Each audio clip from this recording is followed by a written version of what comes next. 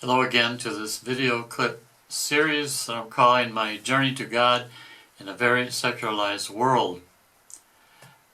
You know, to underline the gravity of the situation today, I think we forget so easily. You remember in the first few centuries of the church, there were wars when they wanted to change the truth about Christ and the church, because they realized how important it was. Now, people change the truth and nobody cares. That's why afterwards there will be incredible devastation. Incredible. To underline a little bit of this, this paragraph that in the diary of St. Faustina, number 153, she says, "One day I saw two roads. One was broad, covered with sand and flowers, full of joy, music, and all sorts of pleasures. People walked along it, dancing, enjoying themselves. They reached the end without realizing it. And at the end of the road there was a horrible precipice, that is, the abyss of hell. The souls fell blindly into it as they walked. So they fell. And their number was so great that it was impossible to count them. And I saw the other road, or rather a path, for it was narrow and strewn with thorns and rocks, and the people who walked along it had tears in their eyes, and all kinds of suffering befell them. Some fell down upon the rocks, but stood up immediately and went on. At the end of the road there was a magnificent garden filled with all sorts of happiness, and all these souls entered there. At the very first instant of they forgot all their sufferings." You know, this reminds me, as you well know, Our Lady, since we priests, bishops, and parents don't talk about these things anymore, she showed the three children hell in July of 1917, and how many souls fall into it. And then Jesus also said the same thing when he said, "Enter by the narrow gate, for the gate is wide and the way is easy that leads to destruction, and those who enter by it are many. For the gate is narrow and the way is hard that leads to life, and those who find it are few." I wrote an article several years ago when in my diocese of Perugia, the beginning of spending the whole year on Amoris Laetitia for the monthly meeting of the priests, and after listening to our cardinal at the introduction of this year, I went home and I wrote an article called "Forbidden to Speak About Sin." You can read about that. I published it, and even on YouTube also. And you can find many articles that talk about these things. As you all know, that after the San Francisco Archbishop denial of communion to Nancy Pelosi, Pope Francis elevates progressive San Diego bishop, not the Bishop of San Francisco. And as you well know, all the priests and bishops who promote the culture of life are promoted. Those who remain faithful to the culture of life are demoted and even silenced in many, many ways. Joy, if we change the truth, who is Jesus, John 14:6, with many little compromises, what will God say to us after death? Jesus said, "So everyone who acknowledges me before men, I also acknowledge before my Father who is in heaven. But whoever denies me before men, I also will deny before my Father who is in heaven. Not everyone who says to me, 'Lord, Lord,' shall enter the kingdom of heaven, but he who does the will of my Father who is in heaven."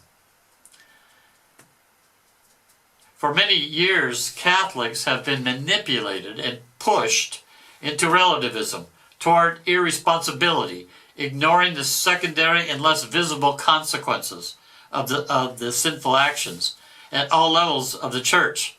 Thus, very few Catholics today realize the great devastation that would be caused by the displacement from obeying the laws of God to changing the laws of God, according to the impulses, whims, and the eccentricities of each person, and according to the mania and the fashion of the world led by the prince of the world, Satan.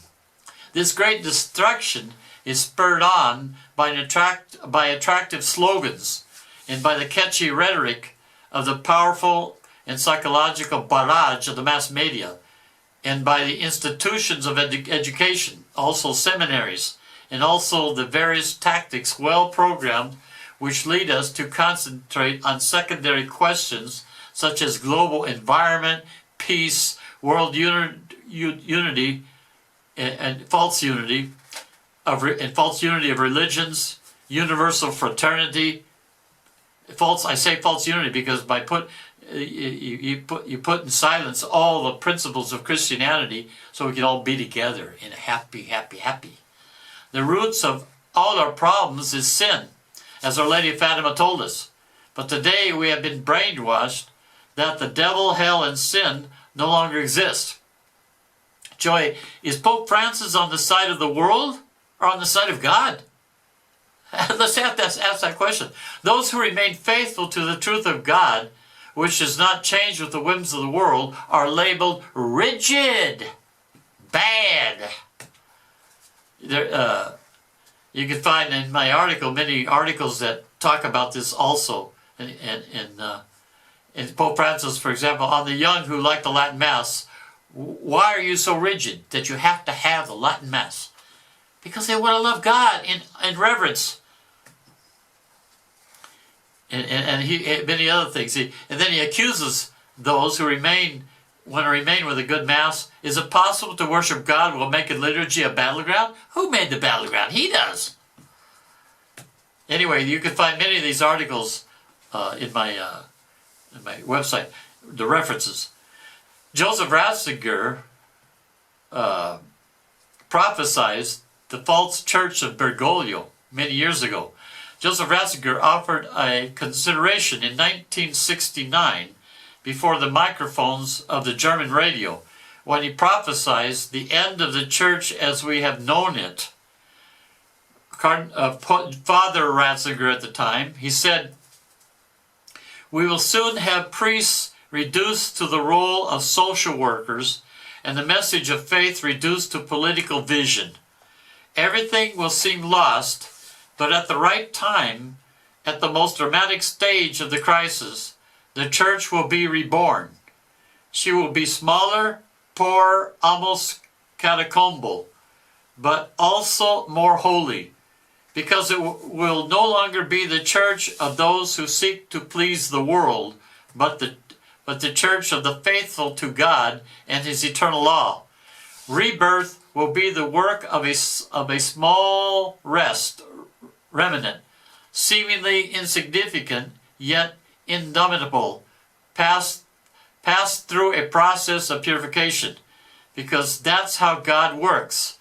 Against evil, a small group will resist." Jesus speaks like Father Ratzinger, not like Pope Francis. Jesus says, "Enter by the narrow gate, for the gate is wide and the way is easy that leads to destruction, and those who enter by it are many. For the gate is narrow and the way is hard that leads to life, and those who find it are few."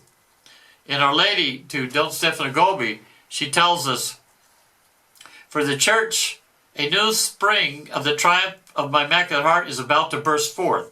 She will still be the very same church, but renewed and enlightened, made humbler and stronger, poorer and more evangelical through her purification, so that in her the glorious reign of my Son Jesus may shine forth for all." This is March 9th, 1979. And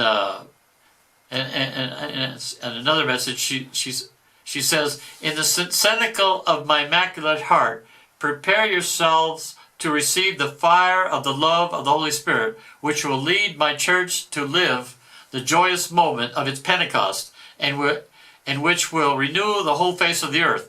This is its hour. It is the hour of the Holy Spirit, who from the Father and by means of the Son is given to you evermore and more as a gift, as a sign of the merciful love of God who wants to save mankind. By the fire of the Spirit of love, the work of the great purification will will be quickly accomplished. The church groans as it awaits his merciful work of purification. Through interior sufferings and by means of trials, which will bring it to relive the bloody hours of the passion through which my Son Jesus lived, the church will be led to its divine splendor.